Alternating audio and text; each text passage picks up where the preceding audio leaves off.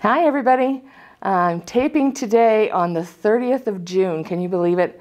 I'm Kim Bergen-Jackson, the administrator at Oak Knoll, and welcome to the end of the month. It's so crazy to me. I don't know where June went, but it's gone. So tomorrow is July 1st.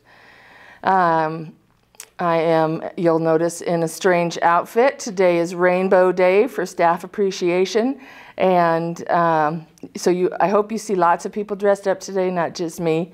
And we're having boxed lunches provided to all the staff, and the resident council is going to hand them out. So thank you for helping us appreciate the staff this week. We've had a pretty good week. We've had dress-up days every day this week, and we realized yesterday when I stopped in to visit Toes, they told me they didn't know what was going on. So next year, for Staff Appreciation, we will make sure and get it in the memo for the fun activities we're doing.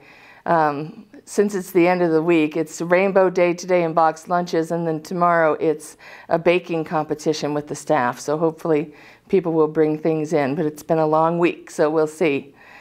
My COVID update for today is thumbs up, I'm going to say. COVID numbers in the county went up just slightly by 1 case per day. So we're up to 47 a day, which, you know, used to really bother me, and then we got really bad, and so now it seems good. It's still on the downhill in the right direction, I think. So it's a fluke this week, I hope, and we'll see if it goes up next week. On our campus, we have 3 residents who are still quarantining. One will come out of isolation tomorrow, which is great. That is the COVID case in the health center. We did not have any transmission of COVID in the health center, which is wonderful. I'm very happy to say that the infection control practices seem to work, and we have sort of figured this bug out, I think. There are no cases in assisted living right now, and there are just a couple cases left in independent living, one at the main campus, one at Oak Knoll East, and one at University Place. So 3 cases left, and everybody will be out of quarantine shortly. So we're on the end of those positive cases, so bravo to everybody.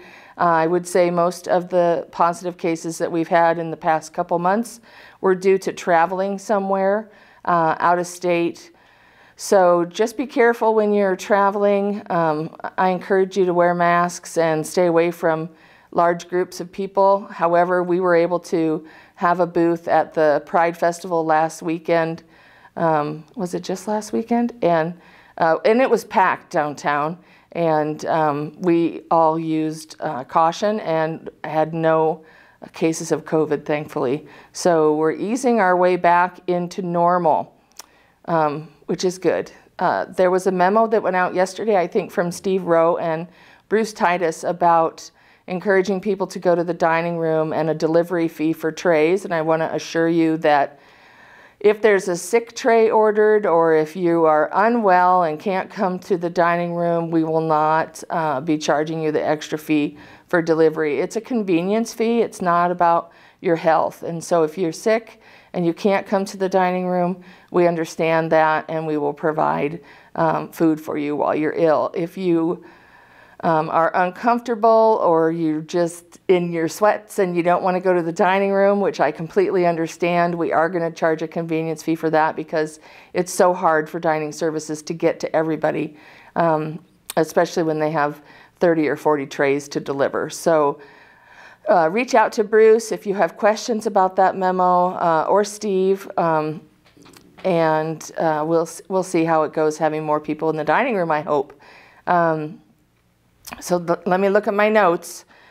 I did want to talk about exciting things coming. I don't have a guest today, but the Jazz Festival is downtown this weekend. That's always a big hit. There'll be lots of great music and food. And then our summer concert series is starting, with Kevin Burt, who's always a favorite. So July 12th, it'll be at the Spring Building in the courtyard, of course.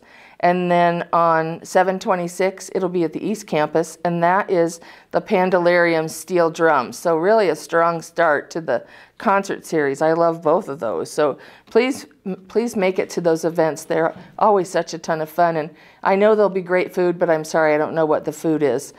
So maybe I'll have Bruce come in and be my guest for the video next week. Hospitalizations are still very reasonable. I think there are about 12 adults at University of Iowa with COVID and 1 pediatric patient that is on the low side. And I'll say, although I was disappointed when we had the 1 positive case in the health center, I am encouraged that no one that has had COVID has had to be hospitalized. A number of people have had the monoclonal antibody, either the infusion or the pills, the Paxlovid, but overall everyone's recovering just fine, and that is due to vaccines. So if you haven't had your booster, second booster I believe, please reach out to your primary provider and see if you're eligible for one. We're not going to host any clinics here.